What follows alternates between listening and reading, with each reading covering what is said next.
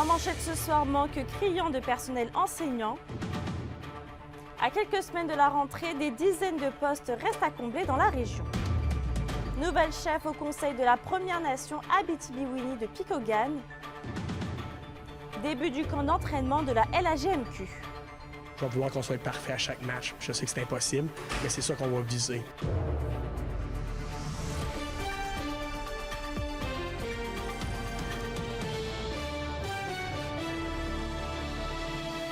Bonsoir et bienvenue au TVA Nouvelles.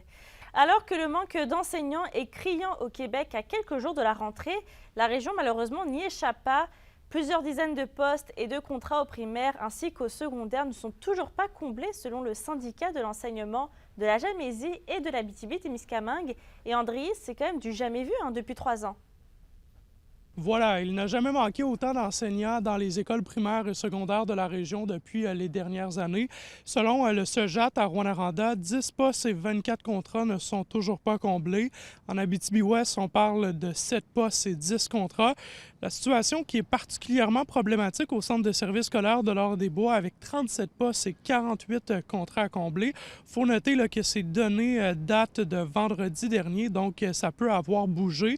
Le centre de services scolaires du Lac-Témiscamingue nous a confirmé qu'en date d'aujourd'hui, il n'y a qu'un seul contrat là, qui n'a pas été comblé. La pénurie, elle s'explique en grande partie par ça, c'est-à-dire que les enseignants qualifiés d'expérience qui sont en place dans nos écoles sont à bout de souffle à cause des conditions qui s'alourdissent année après année avec les coupures qu'on connaît et ils quittent le réseau en plein milieu de carrière pour faire autre chose ou bien ils partent prématurément à la retraite. La plupart des centres de services scolaires de la région devraient réussir à combler les derniers postes et contrats disponibles avec des enseignants non légalement qualifiés. Nos membres qui sont en poste, des gens qui sont qualifiés, soutiennent les gens non légalement qualifiés qui arrivent en les aidant avec la planification, avec l'évaluation, tout ça, puis ça se donne beaucoup de coups de pouce. Donc, ça, c'est le bout rassurant. À l'école d'Iberville de Rouyn-Noranda, la direction a même décidé de retirer 2 périodes de français par cycle de 9 jours aux élèves de secondaire 1 à 3.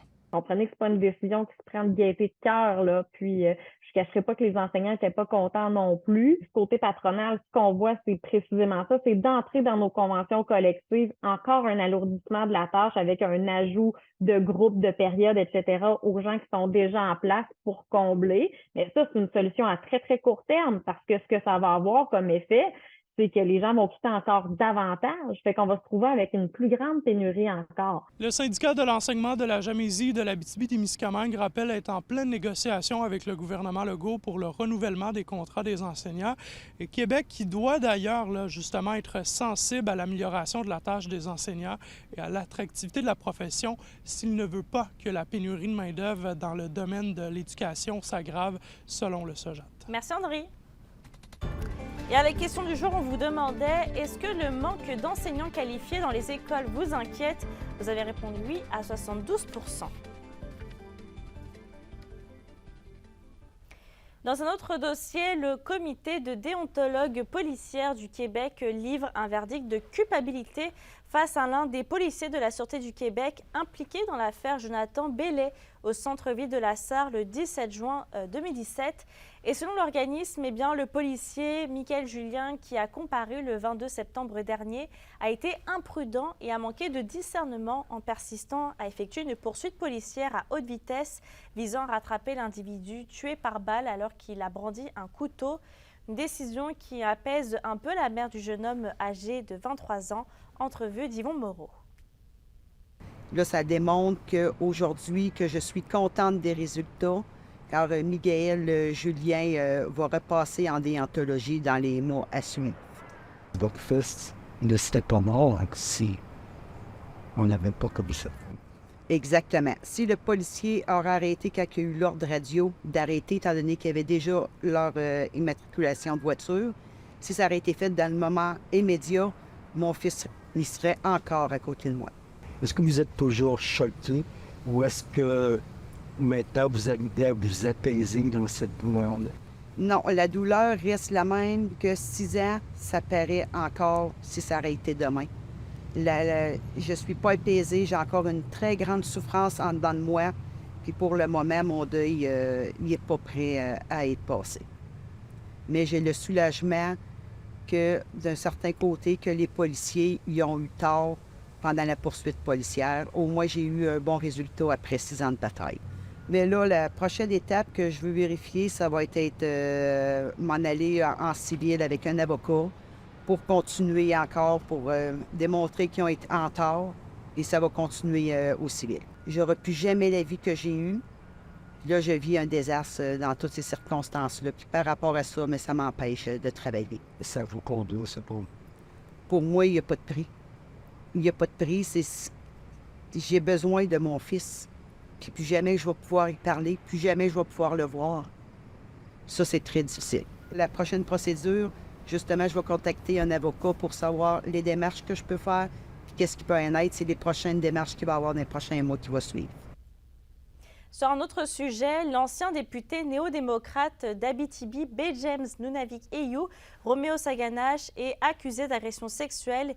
Il va comparaître normalement cette semaine en lien avec un événement ayant eu lieu à Winnipeg, au Manitoba, le 1er mai dernier. Il a été arrêté par les policiers le 25 juin et par la suite, il a été formellement accusé d'agression sexuelle. Roméo Saganache avait également défrayé la manchette au cours des dernières années pour des problèmes reliés à l'alcool. On se déplace à Picogan. Des élections ont eu lieu vendredi dernier et Kimberly, la nouvelle chef pour la Première Nation Abitibi-Winnie, et Chantal Kistabiche qui a été élue par acclamation.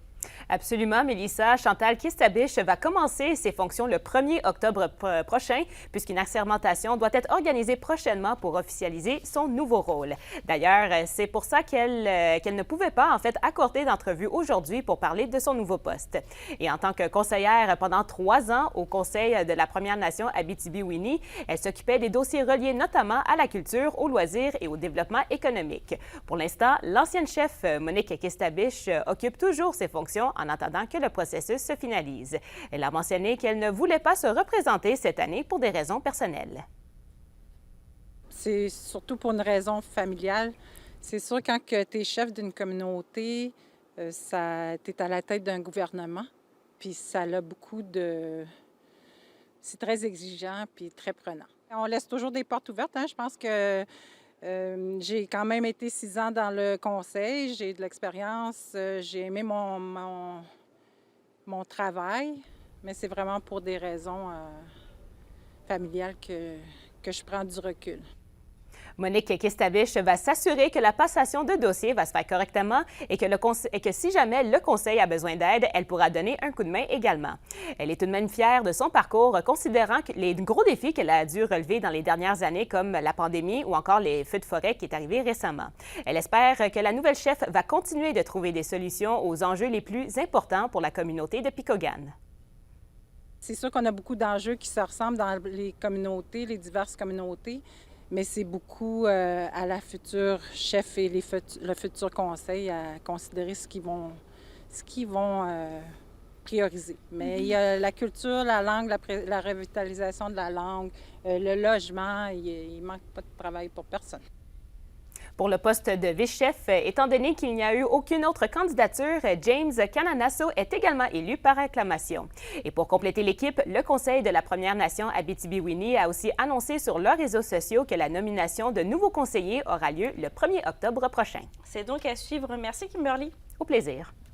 Toujours à Picogan, on vous parle d'un projet inspirant des Premières Nations. Première école de conduite autochtone au Québec, qui s'appelle Autopan, connaît un franc succès avec maintenant 3 cohortes de 15 personnes qui sont démarrées, 2 à Picogan et 1 à Lac-Simon. L'initiative pourrait prendre de l'expansion. Le reportage de Sophie Mediavilla-Rivard. On n'a pas ouvert cette école de conduite là, pour qu'elle reste statu quo. On peut dire mission accomplie pour l'école de conduite Oudaban. La demande pour des cours de conduite dans les communautés de Lac-Simon et de Picogan surpasse même l'offre actuellement disponible. Le projet conjoint des 2 communautés bat son plein depuis novembre 2022. Très positif, une demande, une bonne demande par les communautés. On a une belle clientèle, on a des cohortes, on a parti 3 cohortes à date, d'une quinzaine d'élèves chacune. Ça se déroule très bien. C'était un besoin justement initialement, donc c'est la raison pour laquelle nous avons développé cette école de conduite-là. C'est un obstacle à l'emploi. La coordonnatrice du projet est heureuse de constater qu'Oudabane permet une certaine réconciliation entre Autochtones et Allochtones. On accueille aussi des gens des villes de Val-d'Or qui vont à Lac-Simon prendre leur cours de conduite et aussi également ici à Picogan, des gens de la ville d'Amos. Donc, je trouve aussi que c'est un beau rapprochement. Un sentiment de fierté pour les étudiants est aussi véhiculé par le projet. Je pense à une jeune fille qui suit son cours avec nous, qui vient de Malartic, et puis elle va jusqu'à Lac-Simon. Et au début, elle était très gênée, et puis maintenant, je pense qu'elle fait partie du groupe. Et en même temps, de voir c'est quoi aussi aller en communauté. Donc, c'était sa première fois.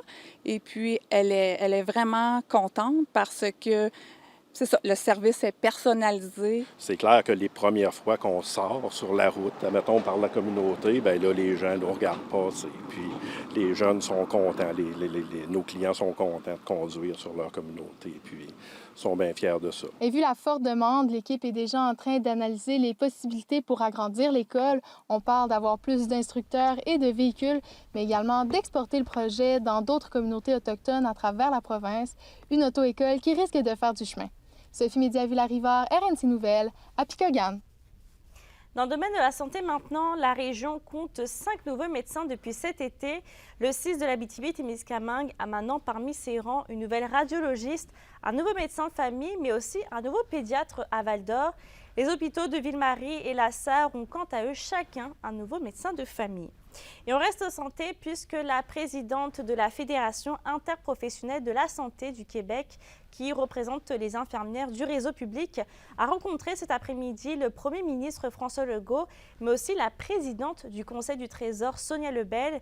La rencontre avait pour but de tenter de trouver une solution à l'impasse du renouvellement des conventions collectives en cours déjà depuis plusieurs mois. Il s'agissait donc d'une rencontre assez cruciale pour les 80 000 professionnels représentés par la FIC. Passons au feu de forêt. L'important feu aux abords de Nord-Métal est officiellement éteint selon la Sopfeu. Lundi, le brasier n'apparaissait plus sur la carte des différents incendies de la Sopfeu.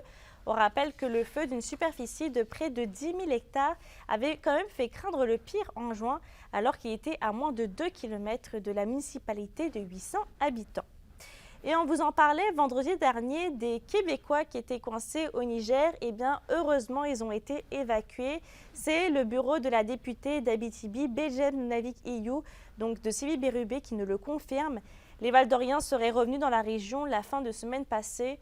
On rappelle que 8 travailleurs d'une entreprise de Val-d'Or étaient pris au piège en raison de la fermeture aérienne du pays suite au coup d'État le 26 juillet dernier dans le pays africain. L'indice boursier minier au TVA Nouvelle 18h est une présentation de GFM Groupe Financier. Vous désirez bien planifier vos investissements ou l'étude de vos enfants? Profitez de la valeur de nos conseils afin de sécuriser votre futur. GFM Groupe Financier. Au-delà de la finance, il y a vos rêves et vos projets.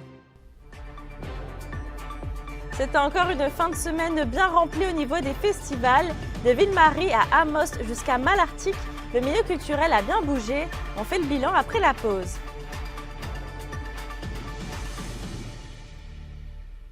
Les SADC de l'Abitibi-Témiscamingue et du nord du Québec vous présentent la bonne nouvelle économique TVA. Dans sa volonté de propulser la culture du plein air partout en région, la coop de l'arrière-pays a récemment annoncé le déploiement de ses activités en Abitibi avec l'ouverture d'une station à la forêt récréative de Val-d'Or. Ce projet pilote permet aux amoureux de plein air et aux touristes de passage dans la MRC de la Vallée de l'Or de bénéficier d'une plus grande diversité d'équipements de plein air en location.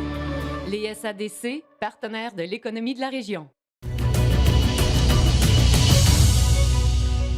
La chronique culturelle, une présentation des denturologistes Leclerc.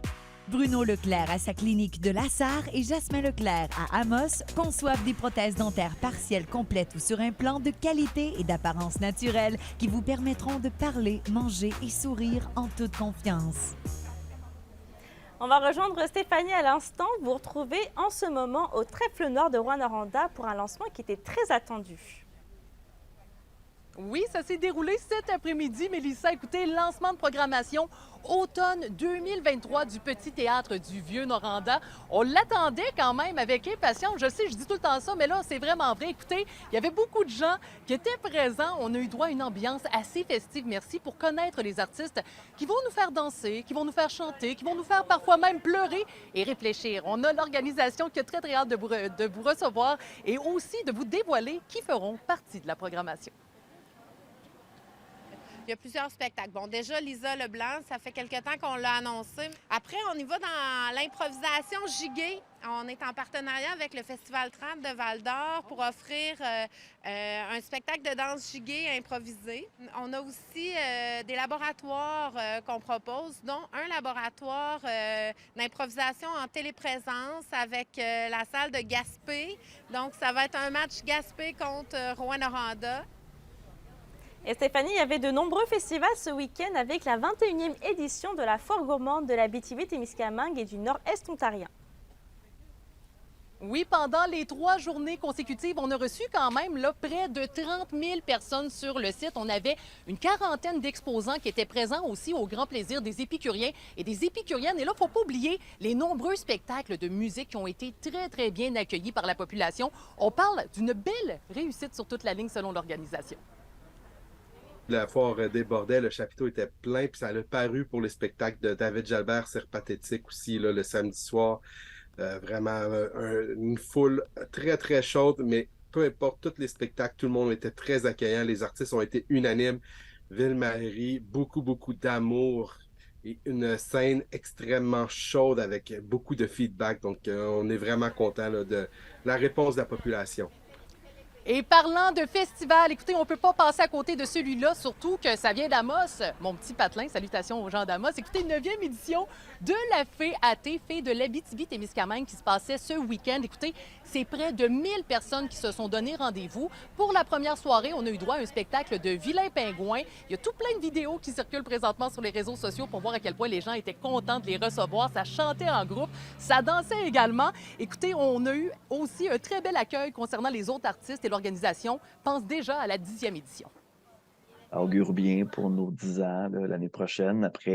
Après la pandémie, ça a été difficile de se remettre. On est un petit événement, petit budget, mais là, on se remet sur pied. Je pense qu'on va rentrer en force. Il y a déjà de très, très belles idées pour les 10 ans. Tu sais, on va revenir peut-être à l'extérieur, on va peut-être exploiter d'autres salles, d'autres lieux qui ont été aménagés pour faire des spectacles récemment à Amos, des gros bâtiments. On a peut-être des projets, mais ça reste à déterminer. Et pour terminer, 23e édition du Festival Western de Malartic qui prenait fin hier. Écoutez, j'ai plus de salive tellement qu'il se passe des affaires en Abitibi, ça n'a pas de bon sens. On a eu droit à plein d'activités gratuites en plus de découvrir la nouvelle bière La Blonde du Saloon, qui a été présentée par la microbrasserie, le Prospecteur de Val-d'Or. Je peux vous dire qu'on en a eu pour notre argent ce week-end, Mélissa, ça c'est clair. Comme il était prévu, le tournoi de Balmol Senior de la Nation CRI va se tenir à Gatineau à la mi-septembre et non à Val-d'Or cette année. On en parle davantage dans un instant.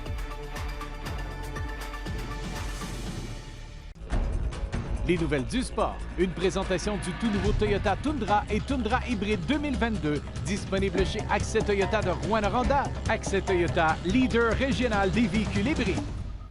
Au sport maintenant, l'association des sports et loisirs IU-ICHI a annoncé que le tournoi de Balmol Senior de la Nation CRI allait se tenir à Gatineau à la mi-septembre et non à Val-d'Or cette année. En raison du manque de disponibilité des terrains, c'est le tournoi junior qui va se dérouler du 31 août au 3 septembre à Val-d'Or, date lors duquel le tournoi senior devait avoir lieu normalement. Et de son côté, la ville de Val-d'Or indique vouloir continuer son partenariat avec la Nation CRI, mais reconnaît que certains défis se présentent pour l'association. On va dans la LHMQ, c'était jour de rentrée pour les vétérans des Huskies et des Foreurs. Les deux équipes ont eu une semaine pour compléter leur formation. Les détails avec Vincent Tremblay. Après les tests médicaux et physiques dimanche, c'était jour de rentrée pour les vétérans des Foreurs et des Huskies. À Rouyn-Noranda, il y a plusieurs nouveaux visages, à commencer par l'entraîneur-chef Martin Dagenet et 4 vétérans, William Rousseau, André Lochko, Jérémy Langlois et Antonin Véraud. En partant, là, je pense que tout le monde est un peu nerveux, Mais je vais être honnête, là, j'aime beaucoup la pace là, dans les 2 premiers jours. C'est avec Martin, les pratiques sont intenses, c'est des grosses journées. Hier, on a une pratique, des tests physiques après ça, une game. Fait que c'est le fun de recommencer à jouer au hockey.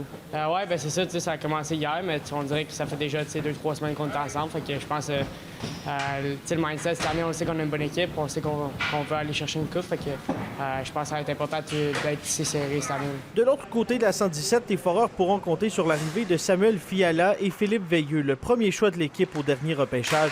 À Val-d'Or, Maxime Desruisseaux apprécie l'intensité du début du camp d'entraînement. Je trouve que tranquillement, pas vite, là, on a pris un autre step. Puis, le camp d'entraînement, l'intensité, puis je te dirais, le niveau vient d'augmenter. Donc, c'est plaisant de voir ça. Puis, ça commence à être le fun aussi, là, les recrues, de travailler avec eux, d'avoir la chance de... C'est le fun de les repêcher, mais d'avoir la chance de travailler avec eux sur la glace. Ça, avec aussi, c'est très enrichissant. Fait que c'est bien le fun, on est bien contents jusqu'à maintenant.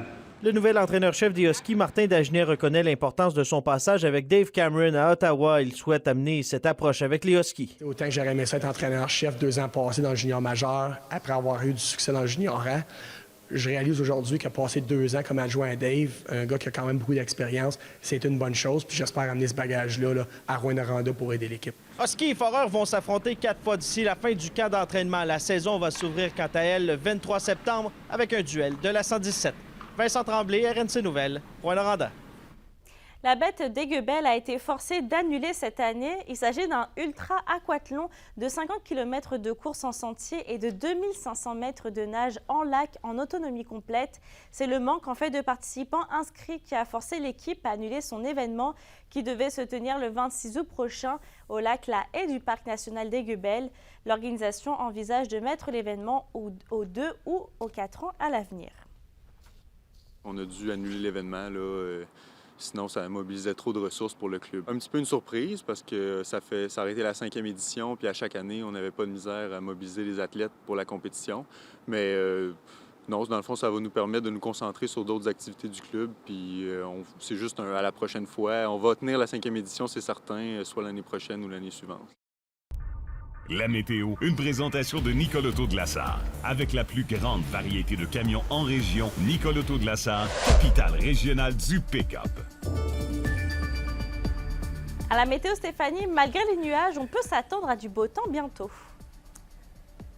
Oui, on va pouvoir en profiter en 5 à 7 sur les terrasses et c'est déjà commencé présentement. Demain, on a droit à du beau gros soleil pour l'ensemble des secteurs. D'ici là, ça va se dégager quand même pour l'Abitibi-Témiscamingue et le Témiscamingue concernant ce soir et cette nuit. On a quand même un minimum de 8 degrés pour l'Abitibi, minimum de 10 pour le Témiscamingue pour ce soir et cette nuit. Demain, plein soleil, comme je vous ai dit, maximum de 24 degrés pour les 2 secteurs et c'est des nuages pour après-demain avec un maximum de 22 degrés pour l'Abitibi et le Témiscamingue. Donc demain, on se donne rendez-vous sur une terrasse. Question d'aller en profiter ensemble, tout le monde. Bonne idée. Merci, Stéphanie.